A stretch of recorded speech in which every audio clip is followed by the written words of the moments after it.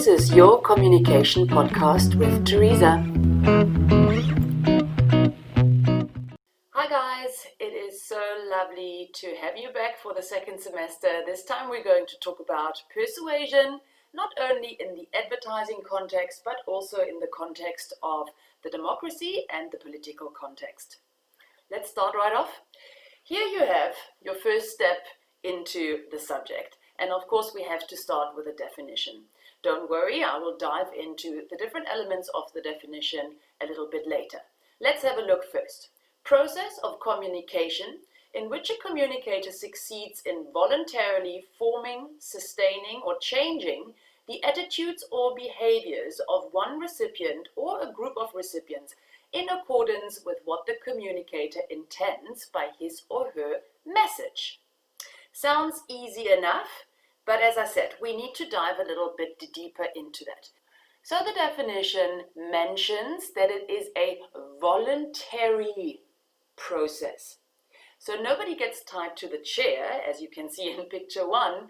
You have the choice, which is what makes persuasion a way of convincing people that does not exert any force or that does not use any sinister techniques in order to get people to do what you want. It is really the choice of the persuadee to go along with what you are suggesting.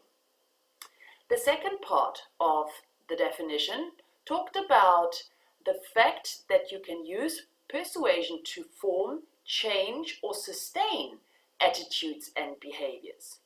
Now, for example, if you are persuading consumers to buy a new product, you would first start with creating some attitudes toward the product or the service that you're offering. Whereas Coca-Cola, for example, advertises not to form attitudes and behaviors, but definitely to sustain them. The consumers are already buying the Coke product, so why change a winning formula? Talking about changing is another objective of persuasion. You can change people's attitudes and behaviors. Think about self-help groups like Alcoholics Anonymous. They are trying to change your behavior and change your attitudes toward your drinking. The third part of the definition talks about the two different levels on which persuasion can actually happen. There is an attitudinal level and there is a behavioral level of persuasion. I would like to point out that advertisers in particular, but politicians as well, try and hit you on both levels of the persuasive outcome. What I mean by that is that politicians don't just want you to feel positive emotions toward them, they also want you to go out and vote. But you probably know that sometimes you do have very good attitudes about something and you still don't have your behavior follow. You might really like Cyril Ramaphosa and the ANC, but do you actually get off the couch to vote for them? That's a question that still needs to be answered. In actual fact, persuaders find it very tricky to get you to behave in a certain way. If advertisers knew how to get you to go out and buy the products, they would probably use this particular mechanism, but they don't. Coming back to our AA example, most alcoholics already have positive attitudes towards stopping and negative attitudes toward their behavior. But because it is an addiction, it's very, very hard for the alcoholic to actually change their behavior. And this is where the tricky part of the two levels comes in. The best persuasion is the persuasion that achieves changes in both attitudes and behaviors.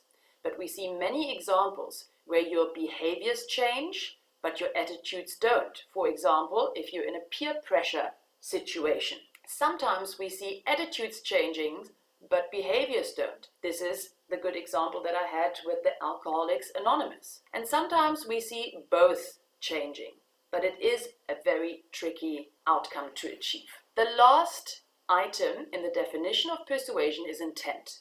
Yes, the persuader needs to have a plan. They're going into the communication encounter with the clear goal of getting the persuadee to think or do something. And this is actually the only factor that distinguishes communication from persuasion, intent. So coming back, please remember the 4 aspects of the definition of persuasion. Persuadees follow the ideas of the persuader voluntarily. Persuaders can opt to form, sustain, or change people's attitudes and behaviors. There are indeed 2 levels of persuasion, attitudinal change as well as behavioral change, and there needs to be intent of the persuader.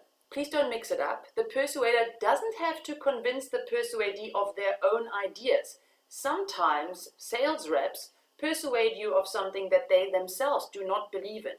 A good persuader can actually bring that about. I hope you enjoyed this first insight into persuasive communication. More of it soon. I hope you enjoyed it, Schnookies. Until next time, bye!